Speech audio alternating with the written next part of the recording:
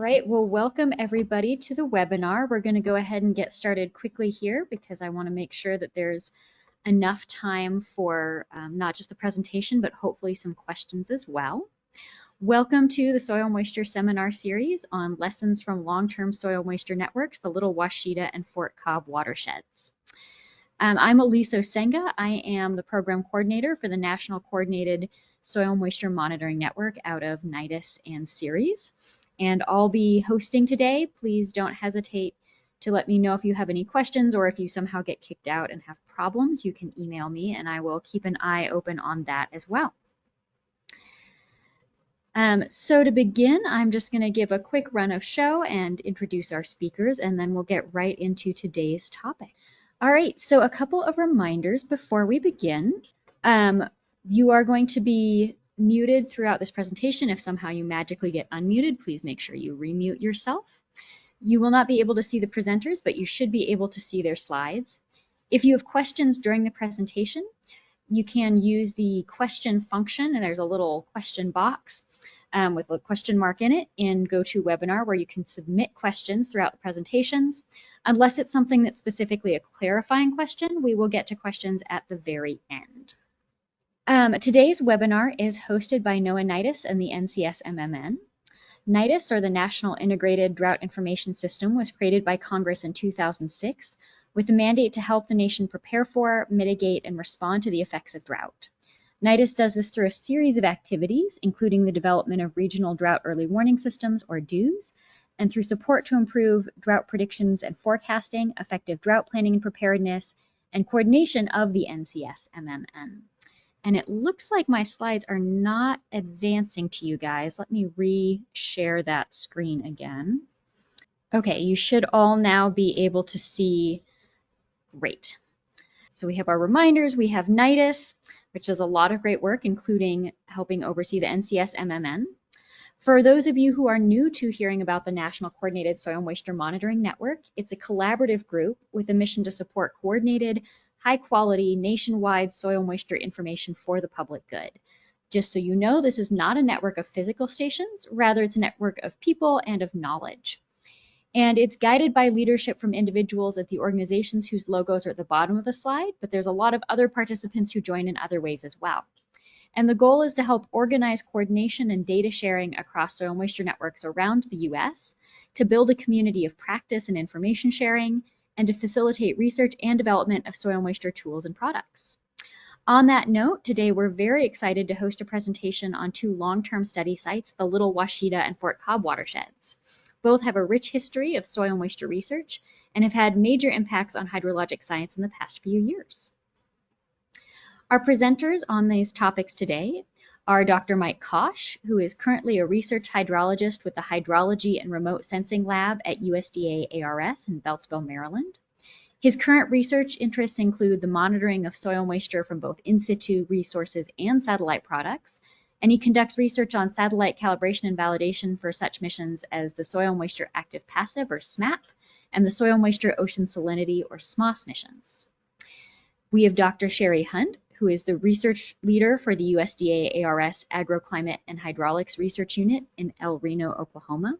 She has more than 20 years experience with the USDA, and among other honors, in 2021, she was named a Samuel J. Heyman Services to America Medals finalist in the Science and Environment category. Her expertise encompasses engineering and hydraulics, with particular experience in physical modeling of hydraulic structures and embankment breach.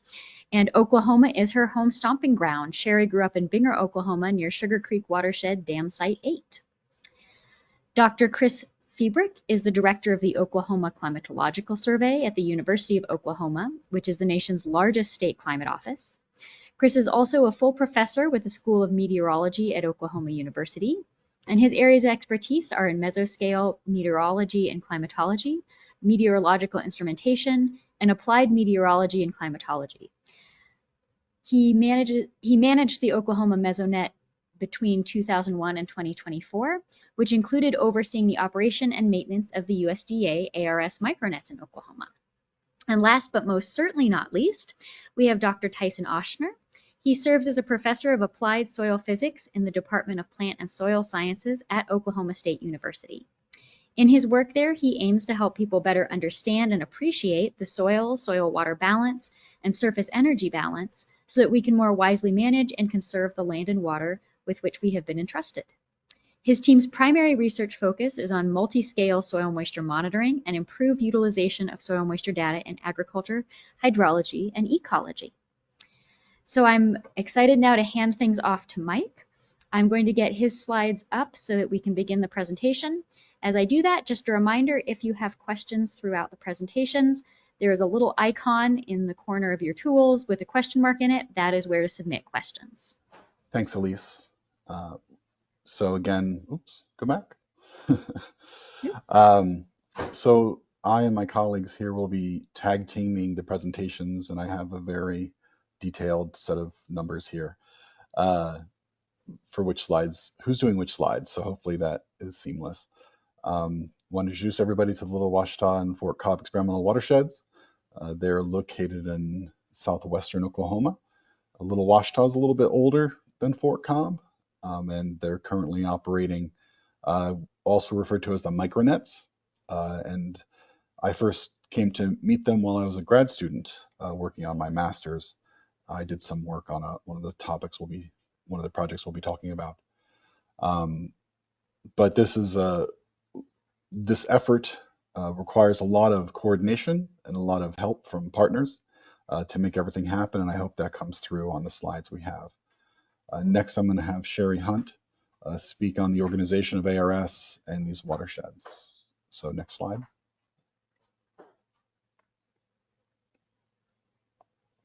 Hello, everyone. As Mike said, I'm Dr. Sherry Hunt, research leader of the Agroclimate and Hydraulic Engineering Research Unit. For those unfamiliar with the USDA Agricultural Research Service, we are the principal in-house research agency for USDA. We have a workforce of about 5,600 employees, including 2,000 scientists representing a wide range of disciplines. These disciplines deal with anything and everything related to U.S. agriculture. So we have cotton engineers in Las Cruces, New Mexico, human nutritionists in Houston, Texas, soil scientists up in Lincoln, Nebraska, and in Oklahoma we have entomologists, plant pathologists, engineers, you name it. We have about just under 700 research projects across the U.S. In nearly 90 locations across the country, as well as 4 overseas laboratories. As you can see from the map, we are broken into 5 geographical areas. So Oklahoma's ARS locations reports to the Fort Collins area office. So the stars you see there on the map are the locations of those area directors' offices. But we are also broken up technically based on our disciplines. So my research unit is part of the National Program Leader National Program 211, which is watershed management and next slide.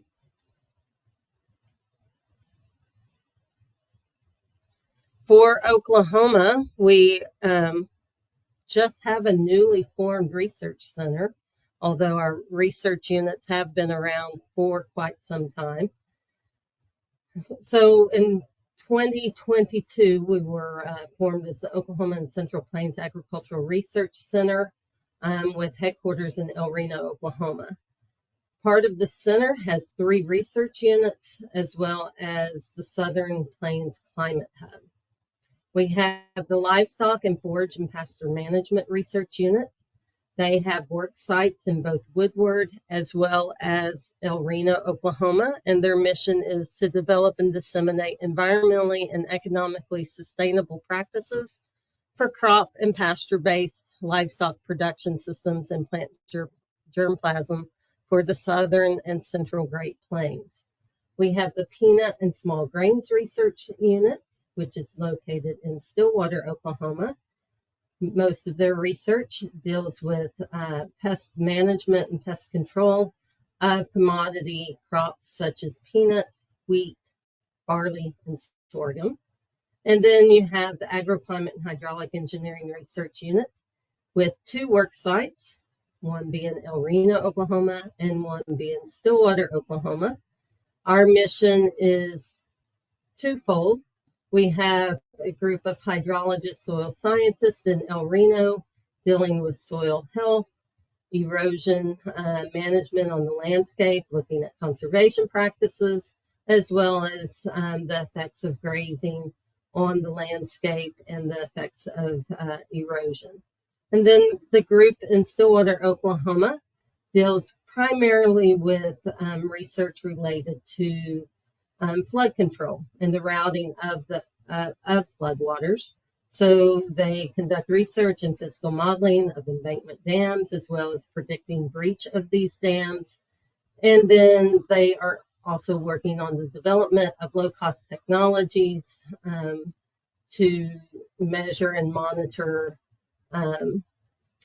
all the hydraulic parameters related to dams, so precipitation, soil moisture, anything and everything related to monitoring these reservoirs and dams. So at this time, I'm going to turn the program back over to Mike.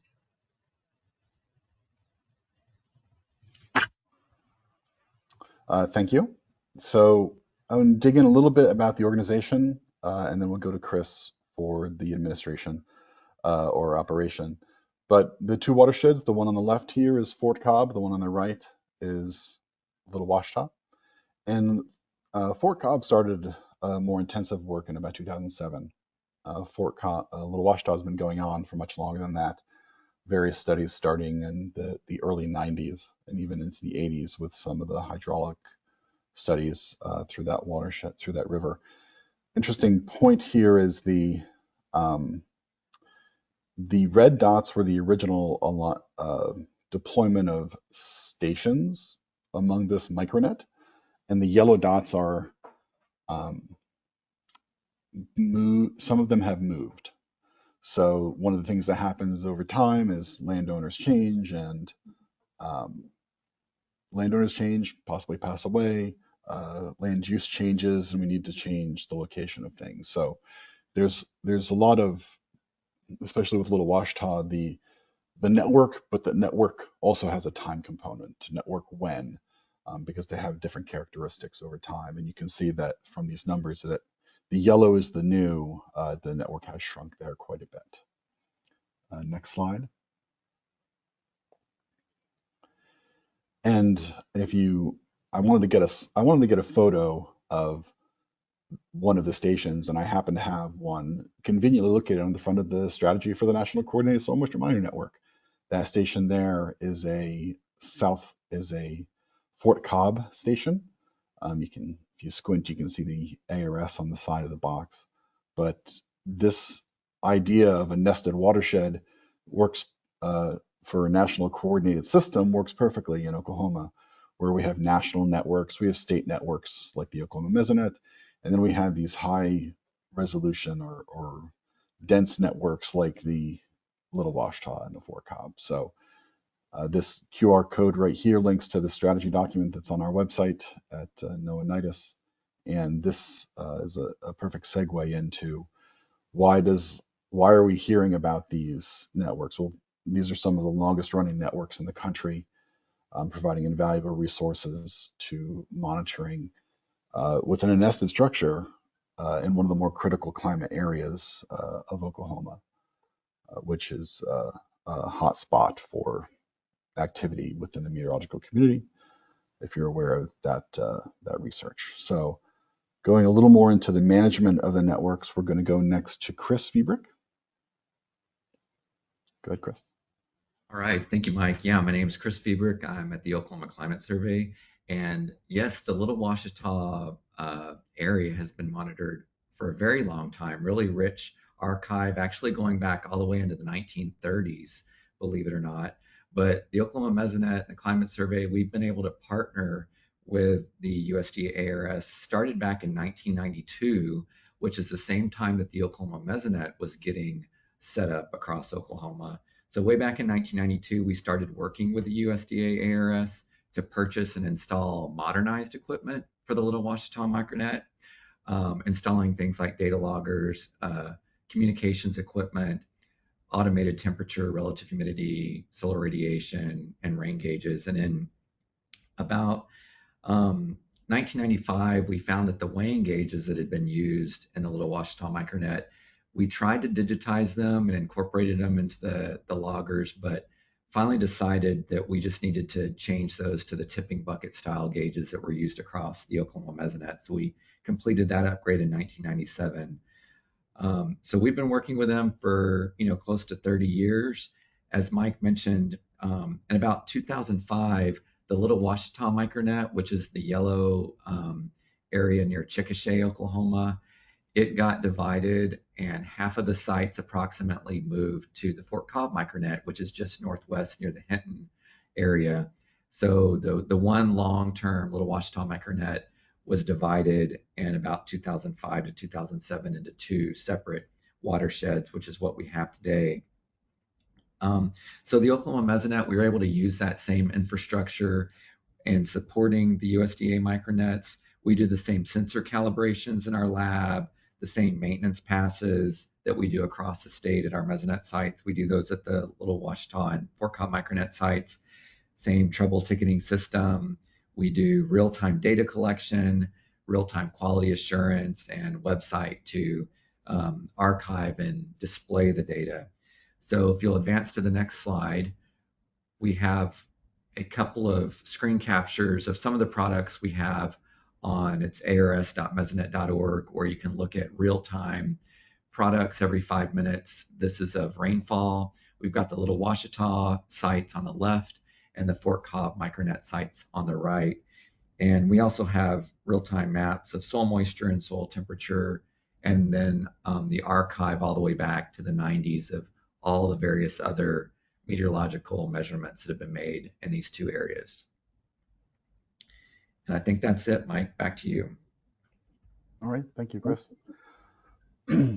So in a little tidbit there, the pronunciation of Chickasha struck me. If you watch Only Murders in the Building on Hulu, I think, season 2 has a lot of talk about Chickasha, Oklahoma, and it is in fact, I think they showed a map once in a scene, and I'm like, oh, that's Chickasha. I've been there. And I don't think they ever had, because they were mispronouncing it. So we're gonna talk about kind of the modern day work.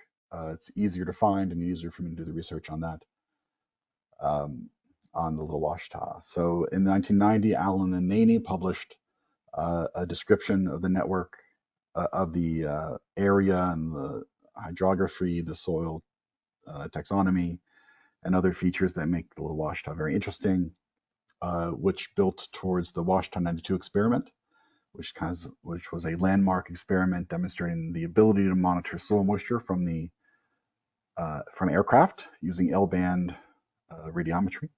This is the foundation of what came on, which eventually led to SMAP, the Soil Moisture Active Passive Mission at NASA, and some other things like SMOS. So Washita 92 is to blame for that, and they continued again in Washita 94.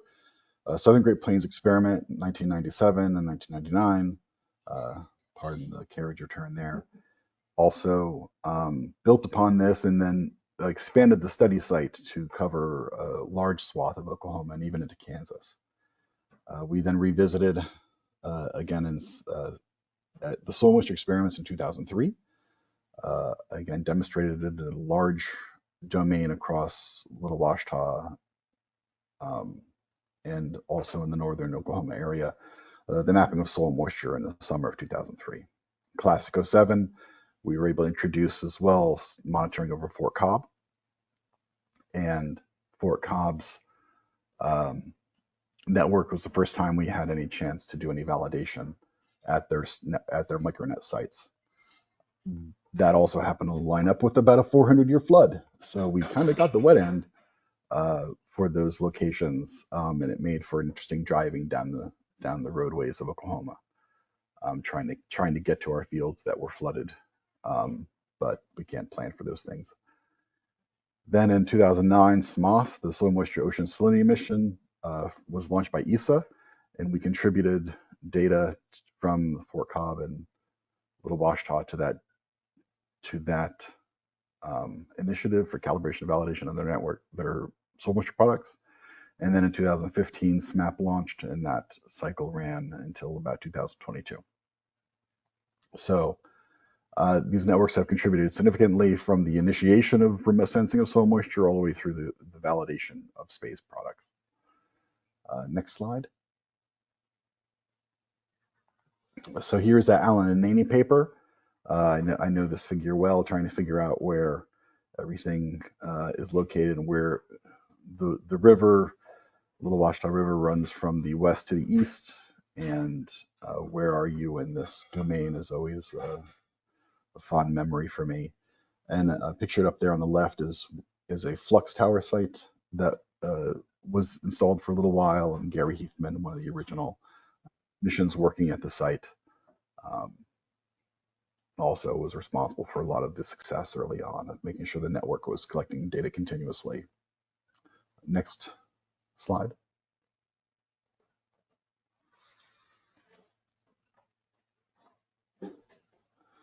And this is the best version of a slide I could find related to the soil taxonomy. So one of the interesting things about Little Washita is it's a very small watershed, smaller than a basin, bigger than a lot of other watersheds, about 625 square kilometers, and it has very distinct features.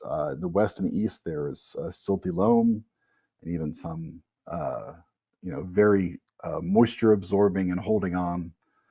Very loves to hold onto that moisture for many days after a rain event. But then through the middle is a very fine sand, and that sand dries out very quickly. So if you were to say have a 1 week dry down period, you would very well be able to see the patterns of soil texture because they're so distinct and um, starkly different from each other within the same scene. This is somewhat hard to find in many other places.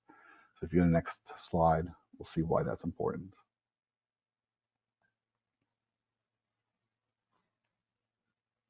Oh, sorry.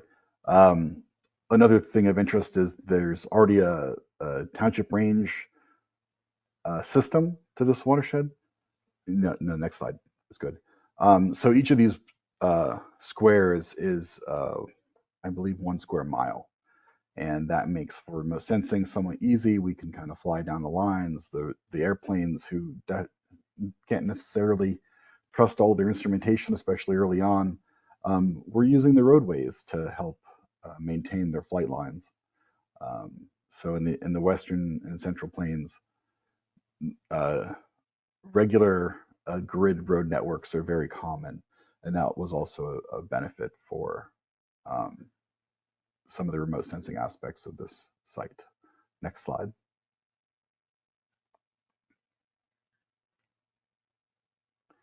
So here's where I was trying to get to. The slides on your left here were from the Washita 92 experiment. The upper left was the first day, June 10th, and the lower right, it was June 18th, and you can kind of see that pattern emerge of blue and green is very wet. There's a large rain event on the day before on June 9th that completely covered the entire domain. And then as you proceed down that first column, you can see slowly drying out. The central area is getting drier and drier rapidly. Um, Proceed to the second column, and then down you'll see everything goes to almost completely dry after 8 days of no rain. In that time span, 9 days of no rain, the sand dried out first and then followed by the silt loam. So very distinct, very obvious, and very happy to see the proof of concept for remote sensing here of soil moisture products.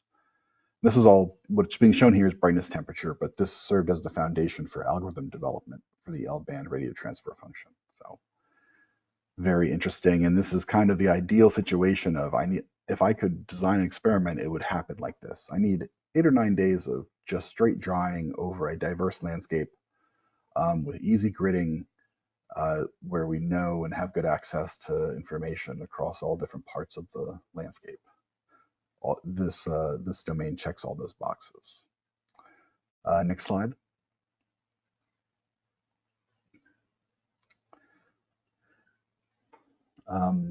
So, and as well, this is just a slide capture of a truck that was deployed by NASA during this experiment. Now, Washington 93 was spearheaded by NASA in cooperation with USDA. And that truck is one of the original systems that was deployed to capture ground-based data, monitoring soil moisture via L-band radiometry. And several of the key characters are in the scene, I believe. Pat Starks and um, Ed Kim and Tom Jackson, and I think Gary Heathman even. But my eyes are going a little bad, so pardon me if I misidentified someone. Next slide. And there is the, that's what I thought. There is the radiometer and a radar system that's uh, being deployed off of that armature of that truck, and that would sweep over the bare soil on one side, and then I think that's grass on the other side. And I'll point out the very safe three folks standing on top of a truck. Certainly, I'm sure they're all wearing proper rigging to be on top of a truck. But this is a demonstration of the measurement, both in radar and radiometry, of soil moisture in this domain. Next slide. Advancing to the Southern Great Plains Experiment, 1997. We have a much larger domain, but key to this is still the Little Washita area in the lower southwest. That would then span all the way up through the Armed Cart region, which is operated by the Department of Energy, atmospheric radiation measurement, cloud and radiation testbed. They have a central facility in northern central Oklahoma, and sampling was done across that transect. And this also stands as a pretty critical demonstration of large-scale field experimentation when it comes to both hydrology and atmospheric science. Next slide. And this is just a little better picture of the larger domain and the entire box that encompasses the Armed Cart site. Little Washita there, Okmulgee in the southeastern corner, central facility, just capturing different aspects from a very dry western edge to a very moist eastern edge, which is mostly forest. Konza Prairie is where those red lines are, not Konza Prairie, sorry.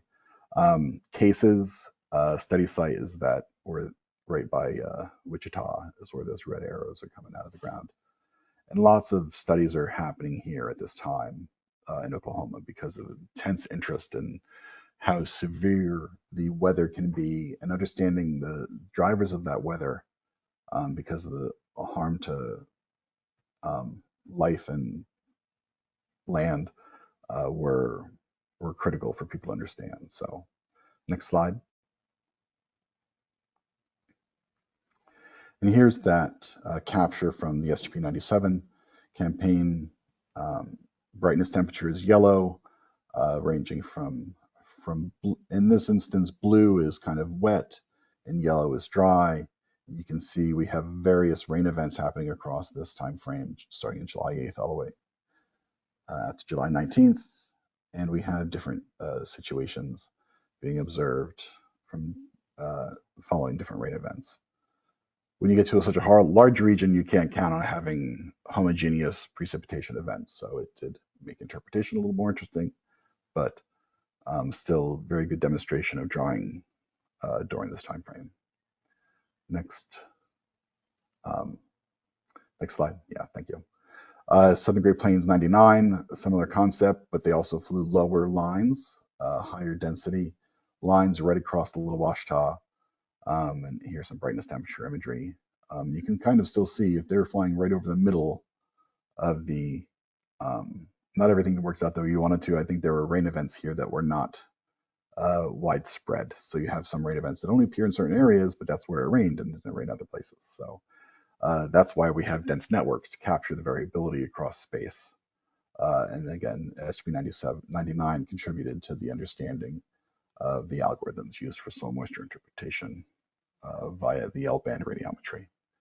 Next slide. In SMEX-03, soil moisture experiments in 03, we have, actually this is classic. I have this labeled incorrectly.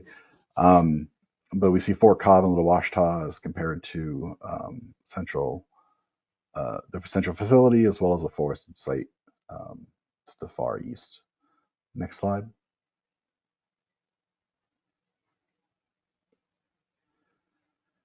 And you can see here's some imagery from an airplane as we flew over. You can see kind of the landscape, the mixed landscape we'd be encountering. A lot of winter wheat in the western portion, and grazing lands in the eastern portion of the Little Washita. Next slide.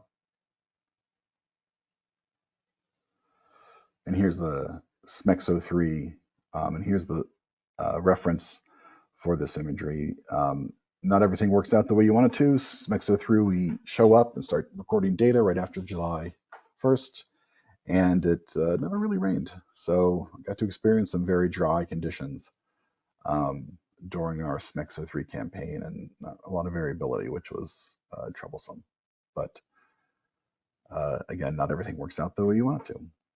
Next. And then just to zoom in on some of the landscape here, you can kind of make out the row crops and a lot of irrigation in the Fort Cobb domain along the rivers. So that irrigation provides an interesting footprint to reference, and we can see that signal hopefully through some imagery. None of our micronet sites actually are stationed within the irrigation footprint because we're not in the business of scheduling irrigation for private farmers. But there is an opportunity there if folks wanted to have future work done to partner with mesonettes and micronets, and then have paired irrigation stations to see the difference. And we've done some of that work in other locations. Next slide. And here's one of those irrigation systems in the classic or cloud and land surface interactions campaign in 2007. We have many things happening. This was really focused on a large scale across the whole armed cart site. I think a total of 17 or 19 aircraft were flying for different reasons, mostly atmospheric measurements. We even had a helicopter flying over out of Duke University. But we had balloon launches, we had irrigation within the pixel and sampling done there. One of the funnier things is encountering irrigation happening during a rainstorm, because lots of folks don't want to go off and turn things off during a rain event. But capturing a very wet signal, unfortunately, in 2007 because of the extreme weather conditions that we encountered. Very wet, very ponded fields that are mostly flat, so the water had nowhere to go. Next slide.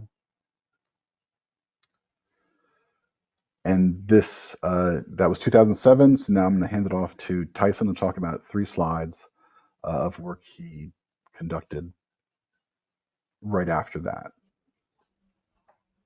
Yeah, thanks, Mike. Hi, everyone. This is Tyson Auctioner, and this slide that we're seeing here is showing some work that we conducted as part of a field campaign in 2011, and we wanted to be able to map soil moisture conditions across the Little Washita watershed.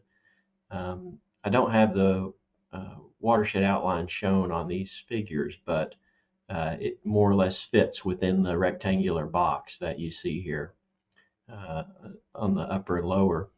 And here we were testing one of the early tests of a measurement system called the Cosmic Ray Neutron Rover. And so this was in collaboration with Merrick Zrada from the University of Arizona and others. And we put this instrument in the back of a truck and spent a lot of time driving it slowly back and forth along those that road grid that Mike showed in an earlier slide. Most of those are just dirt roads, that we were driving down, usually around 30 miles per hour. And as you're driving, we're collecting information about cosmic ray neutrons just above the land surface.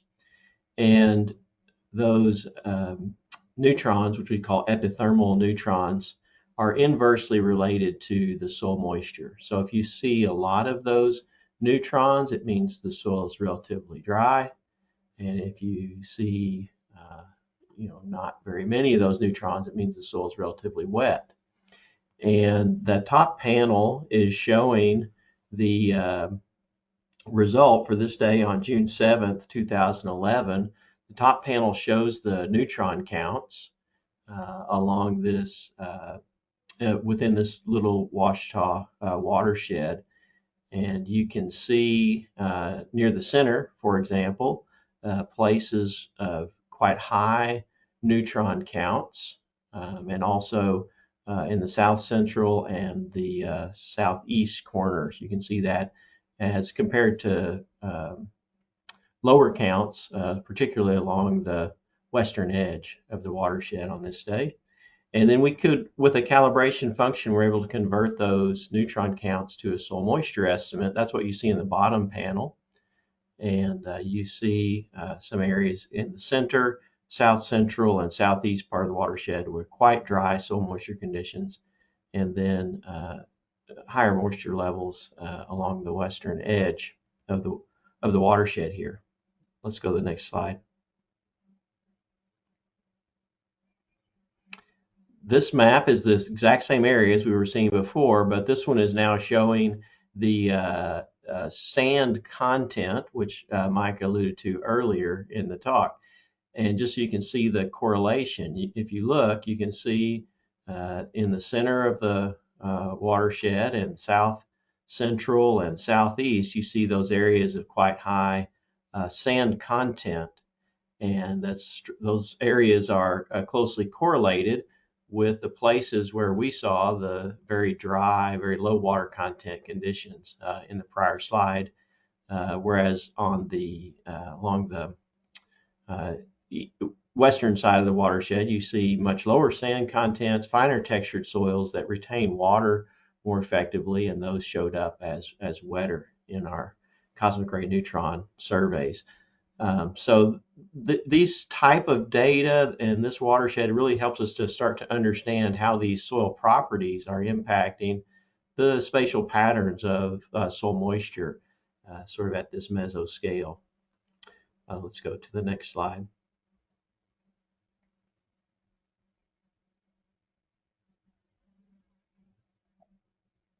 So this is another set of data. It's from that same day, June 7th, 2011. And this is a semi-variogram, which if you're not familiar with it, it's basically a plot showing how well correlated the soil moisture conditions are at different separation distances.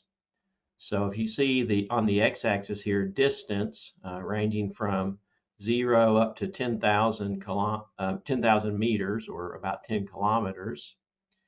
And on the left-hand side of the plot, so the y-axis is a semi-variance. It's a measure of the variance of soil moisture between points that are separated by the distance shown on the x-axis. And so on the left-hand side, you can see that as you approach 0 separation distance, the variance between the soil moisture conditions goes down. And that just makes sense. If we could go all the way to 0 separation distance, then basically that semi-variance just becomes a estimate of the error in our measurement. So we could measure it twice at the exact same place and get a slightly different result. That's just uncertainty in our measurement. But then as you go to greater separation distances, going to the right, you see that semi-variance increases. That's showing us something about the spatial structure of soil moisture. It's showing us as we go to the right that at larger separation distances, we get more and more variance in the soil moisture conditions.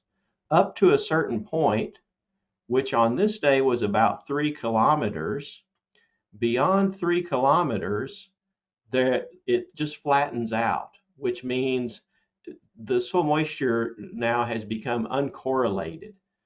So there's not really any greater variance in the soil moisture at 4 kilometers versus 6 kilometers or 8 kilometers. That it's basically become uncorrelated at that scale. So this is telling us something, that there are these spatial patterns that range from up to about 3 kilometer spatial scale on this particular day. And so by doing these kind of studies, we can really start to understand some of the sort of fundamental spatial structure of soil moisture variability. And so with that, I want to pass it back to Mike. Thanks, Tyson.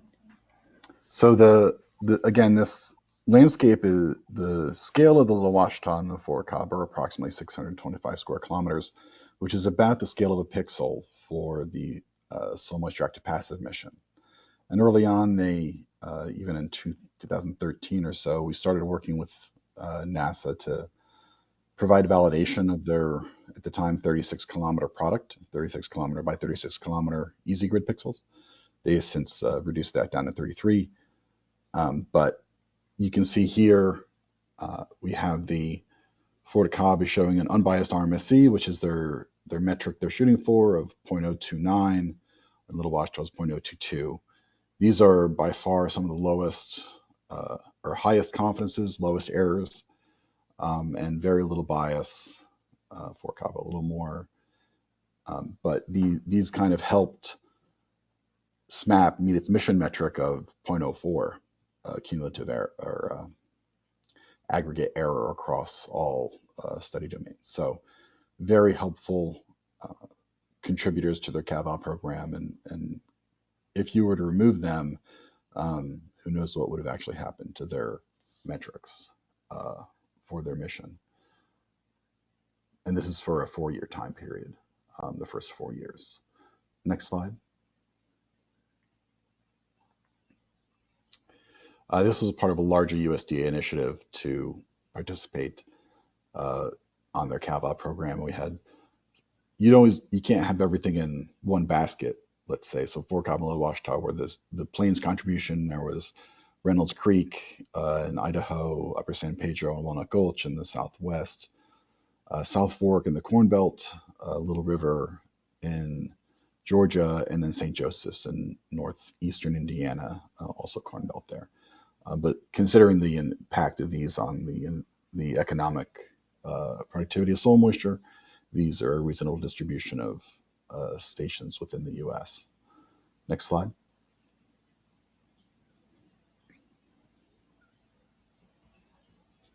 And here's a matchup, say for Little Washita, actually a 5-year time period.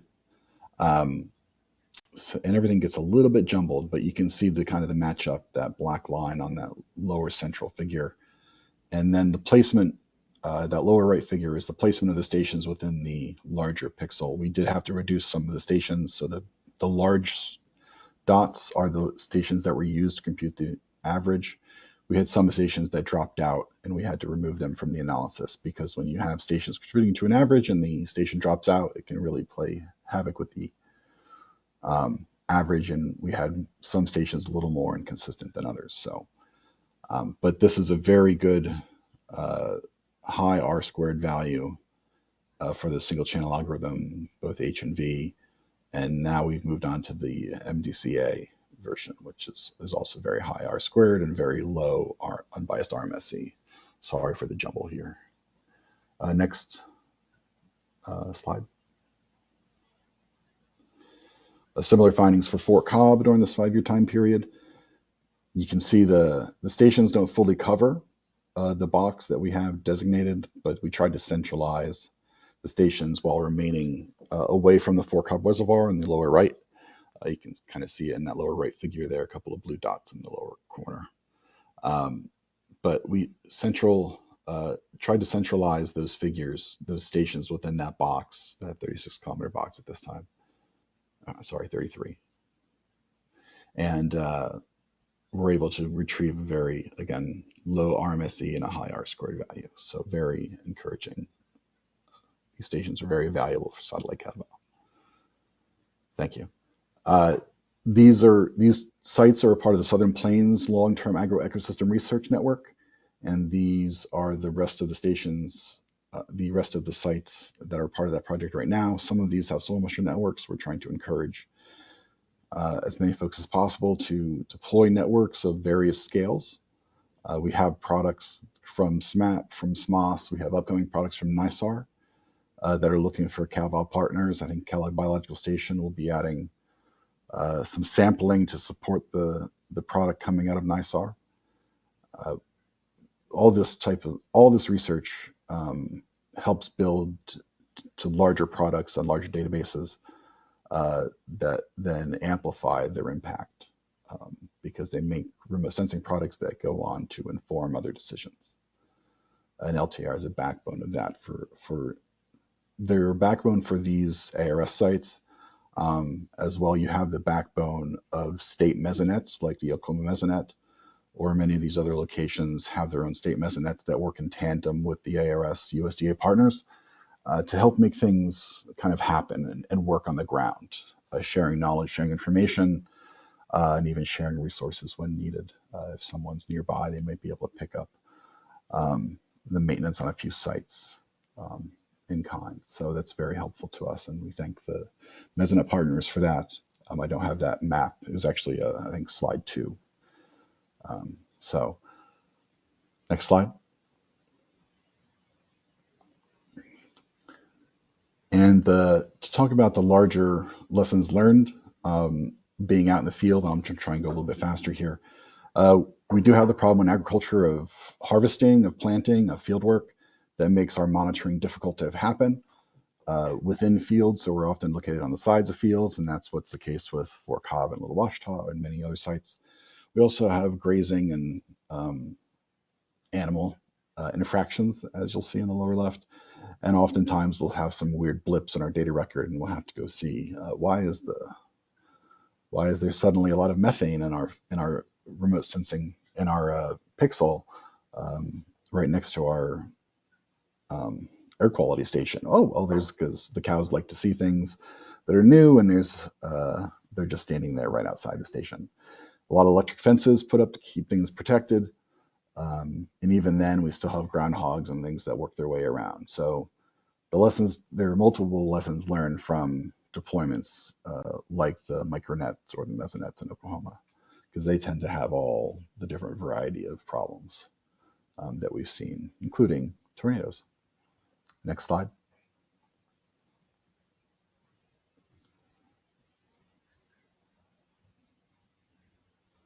I think and I mentioned we had some flooding. This is from 2007.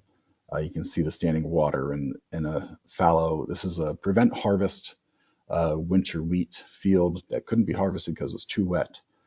So wet that even rubber duckies found a way to swim. So I thought you'd enjoy that. Next slide. And I tried to do some analysis of this type of network and who uses the data. And we have our own conversations at USDA of how to quantify the impact of networks like this. I went through the first 100 peer-reviewed journal articles that were dealing with Little Washita that used data from Little Washita or Fort Cobb in some way. I found that about 45% of them included ARS scientists.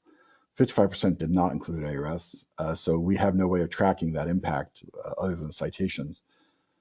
Only 32% of these are actually initiated, so there's lots of working with graduate students on these projects, feeding to the next generation of scientists when feasible and possible. I myself am a product of that. I have a paper or two that use data when I was a graduate student on these sites, having never been there. I didn't go there until 2003. So lots of folks benefit from this work being done. I would mention as well that through my own metric of trying to understand citations, I'd say 58% of the citations using out of that 100 were very good. They referenced everything they should have. Another 27 had fair. Maybe they were missing one or two key references I thought that should have been included. And then another 15% were what I would call poor. Some we couldn't even tell that they were actually using the data. But that was actually a fairly positive number. That's much lower than I expected. But understanding where the data is going and how it's being used and having proper lineage of that data helps to justify the maintenance of these networks and keep them running. We don't have great ways of doing that yet, and we have that question. We're being asked that question. We have that question being asked of other people about how can we better cultivate and curate the data so that its value can be really quantified. And what is the strategy for long-term monitoring to feed future algorithms and AI intelligence that will be hungry for this data? Because lots of AI is all about what goes in, and if it's garbage in, it's garbage out. Well, this here is an example of a high-quality data set that is not garbage in. So can we keep something like this? How do we keep something like this running and producing data sets that we believe to be true and demonstrate their value on a regular basis with ground activity and accuracy. And with that, I think that is my last slide. Can you go one more?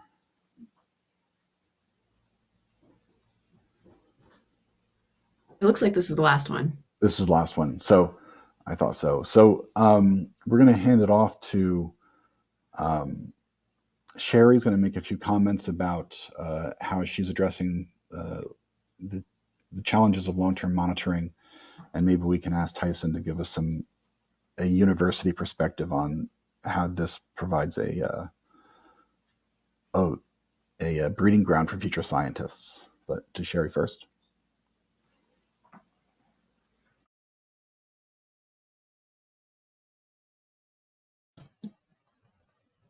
So back to what Just you asked, talk about the current state of the network and any plans that you know of for a continuation of the network. I know we're working on finding new topic. What are the next topic areas that are of interest for networks like Little Washita? Okay.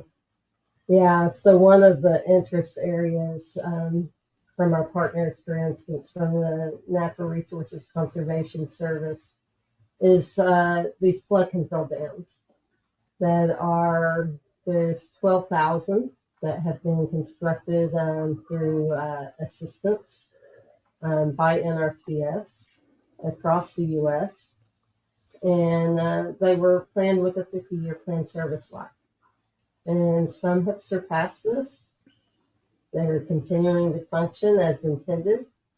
But it's critical that we continue to monitor these. So networks like this have become significant in the monitoring of these structures and have had much interest.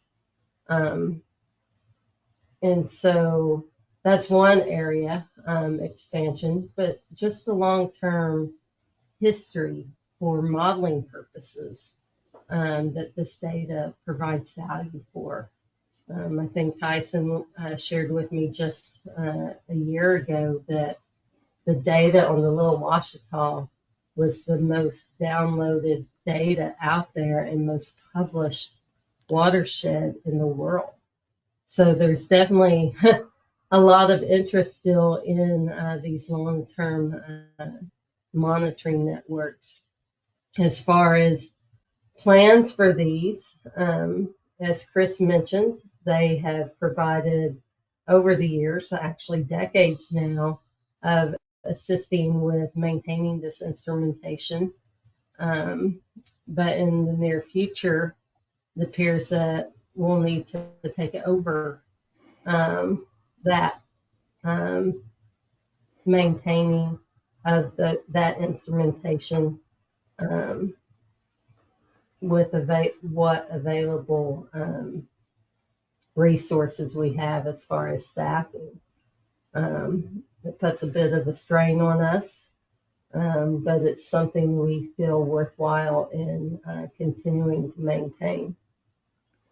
And so it's a push and pull for researchers like yourself of Mm-hmm. there's a value in long-term data, but long-term data takes a long time, obviously, and the resources for that, they don't produce as well as, say, a one-year experiment that yields lots of publications. And we're hoping that if you are a scientist working in this area and you have an idea for helping to contribute to some of the work here, we can help kind of multiply the effort at these locations to help make things maintain as much as possible.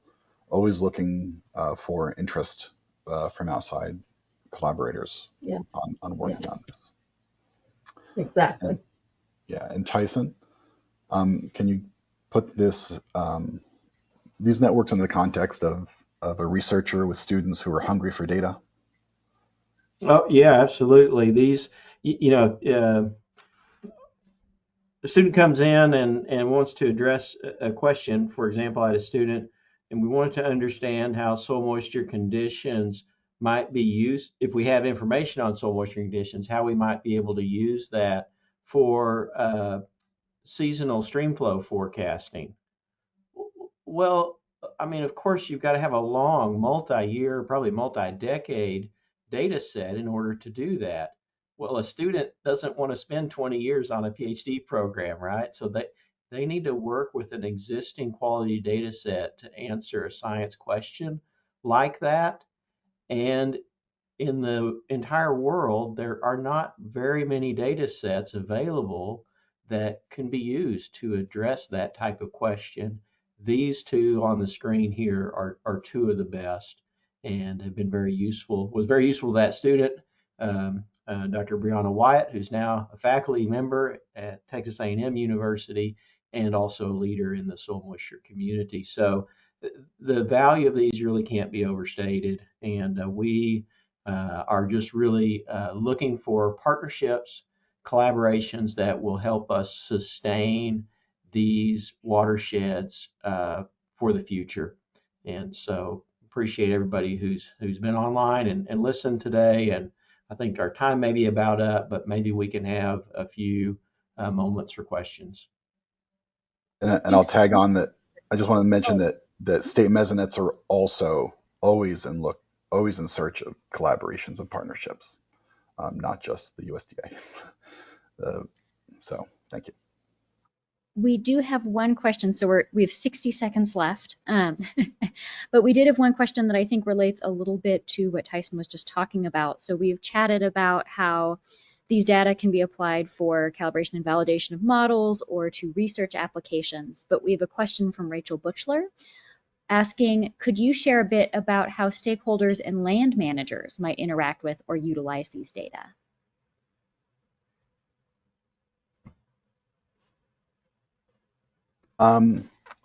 So a lot of this data is live online, readily available, and I grew up on a farm.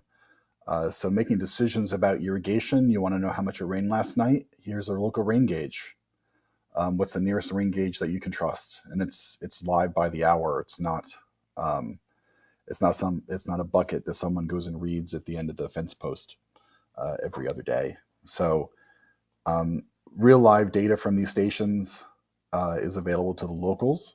And then if you were to develop an algorithm or a curve number, if you're in hydraulics, if you're looking at a drought monitor, a drought monitor is informed by SMAP, a remote sensing algorithm across the U.S. Is being applied there. That algorithm was developed off of data collected on these sites. So it's kind of hidden the impact of these ground studies. So you go from actually touching the real live data when they make their decision in the morning of whether they're going to mow hay today or not, depending on how much rain it fell, versus satellite products producing data that's impacting world markets, all based on an algorithm from out of one of these networks. Thank you so much, Mike, for answering that question. And I think it really underlines the numerous ways that long-term data like this can be applied. So thanks for that overview. Unfortunately, we do have to wrap up now.